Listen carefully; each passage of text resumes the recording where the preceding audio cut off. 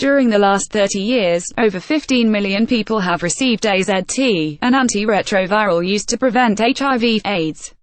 While it has now been replaced with other drugs in high-income countries, it is still used widely in low to middle-income countries. This poses issues due to difficulties in detecting resistance to the drug and the side effects it carries. In this blog, author of a paper published in Infectious Disease of Poverty, Eric J. Arts, discusses his career-long connection to AZT and the issues with AZT-based treatments in sub-Saharan Africa. Dr. Eric J. Arts, the 23rd of January 2017 was the 30-year anniversary for the FDA approval of 3-azidio-3-deoxythymidine aka AZT, aka zidovudine, a drug which has name recognition similar to penicillin. Following the fastest approval of any drug in FDA history, nearly 15 million people have now received it.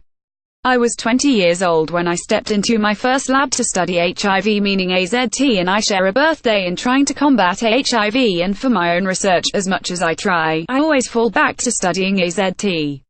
Unfortunately, AZT alone only had a modest benefit to those dying of AIDS, and by 1990 we knew that failure of this treatment was linked to HIV strains resistant to the drug. One might think that this was the last gasp for AZT, but it found a second life in HIV treatment when coupled with a new drug, 3-T-lamivudine.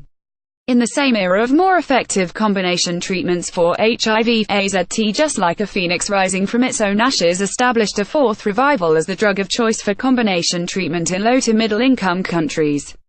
When that dual combination was replaced by more effective triple combination around 1994, AZT was back again with its third life as one of the three-star drugs that finally brought success and long-term survival for those infected by HIV. Despite my best attempts over the past 30 years to discredit AZT with its serious side effects of anemia, neutropenia, and neuropathy, it was only replaced in the past decade.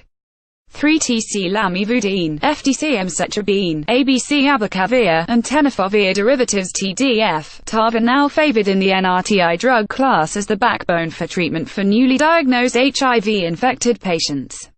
However, this is really only in high-income countries HICs. In the same era of more effective combination treatments for HIV, AZT, just like a phoenix rising from its own ashes, established a fourth revival as the drug of choice for combination treatment in low to middle-income countries LMICs, with the big push coming from WHO, UNAIDS and PEPFAR programs. AZT is still one of the most prescribed drugs in the world for HIV treatment due to this heavy use in LMICs. The issues with AZT in this article. Infectious Disease of Poverty. A fantastic team of researchers describe the problems with using AZT-based treatments in sub-Saharan Africa, a drug still included for combined drug treatment for over 50% of our HIV-infected patients at the Joint Clinical Research Center. Eric Arts, always finding new friends on his cycling trips in Uganda. For years we knew that AZT treatments select for HIV strains that are AZT resistant. The emergence of HIV drug resistance is observed with every drug in patients who stop taking their medication. However, unlike resistance to other drugs, AZT resistance is more difficult to detect if a patient has an extended treatment break. In HICs with steady drug supplies and frequent clinic visits, any break in treatment is typically short, and if drug resistance appears, it is typically diagnosed, and new drugs are prescribed to make sure the patient does not progress towards AIDS. In LIMCs and with the continued use of AZT, we have the perfect storm. Our continued use of AZT and other drugs found to be suboptimal in HICs should not be used in Africa or anywhere else if there are better alternatives.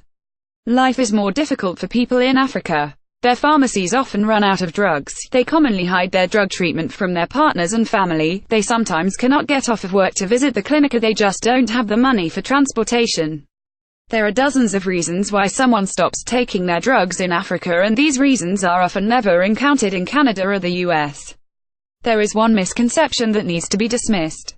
When supplied with their drugs at home on a regular basis and with full education, these people are more adherent to their treatment than those treated in our rich countries. Our continued use of AZT and other drugs found to be suboptimal in HICs should not be used in Africa or anywhere else if there are better alternatives.